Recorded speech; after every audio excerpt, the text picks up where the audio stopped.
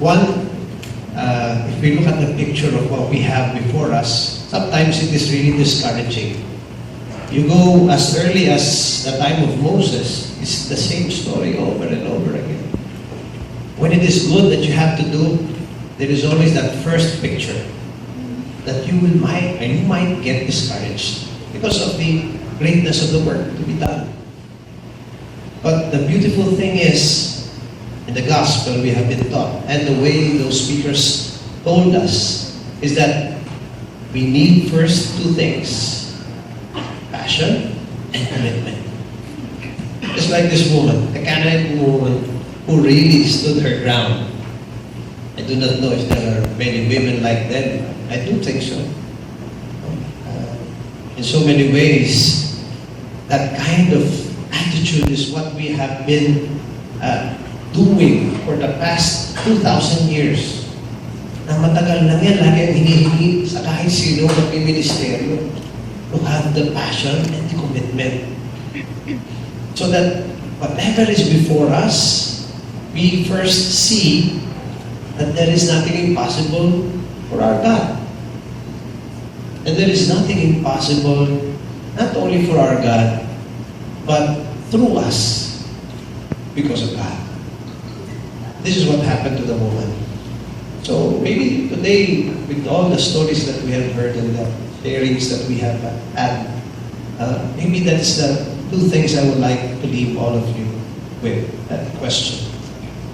Because thanking Bishop Milo na, because for the past 5 years, we have had this National Media Convention. And sabi niya, taon-taon dumadami. At di lang taon-taon dumadami, kaya binibiro ko din siya, itong transition from him to me, is from large to small.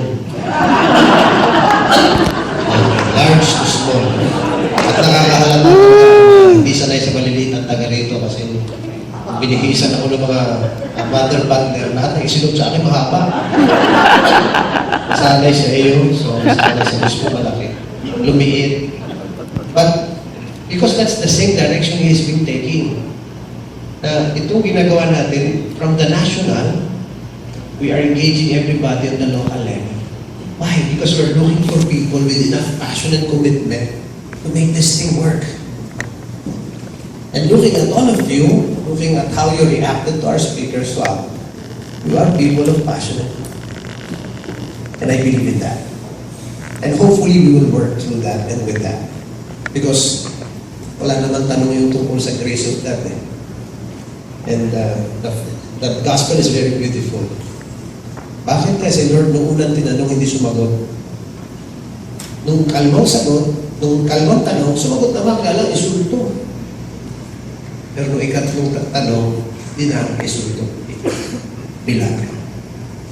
I believe that is the process that we all have to undergo always. At first, it seems like a rejection. Second, sometimes it's even almost like an insult to us when we face the ministry. But as long as we hold firm to that passion and commitment and our faith in God, the third thing is we will be amazed always with the miracle of God.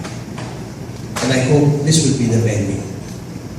Kung whatever we have been given, bilis masyado eh. Akala ko millennial pa lang, yung magsalita si Carlo, meron na palang centennial. Ano na naman iyon? Di ba din, nakakahabol din naman. Kasi ako identified ko yung sarili ko doon kina Sharon at Gabi. Layo na pala. Pero, ito na to, for one thing or ano, all it takes is passion and commitment. Ako, tinuturuan ako ng mga bata namin. Kaya mga kasama ko dito ng Martisis, si Panay Bata, Batang Pare, o Batang Isip. Why? Because I try to learn from them, I engage them. And truly enough, I learned so much from them. Natuto na ako ngayon, mapipilitan ako mag-Facebook. Dahil ako ay notebook lang ako. Sabi ni Bishop na yun, mag-Facebook ka na rin. Sila may Facebook page kami ng diocese, doon ako nakikiano. At matutuwa na yung mga kasama ko dahil pinakikilman ko yung Facebook nila. Dahil wala akong Facebook, ay doon ako nakikicomment sa kanila. sila napapagsabihan ba't yun ang COVID. But still, it's a learning experience. Okay? So once again, everything in God's grace as long as we have the passion and commitment with our ministry.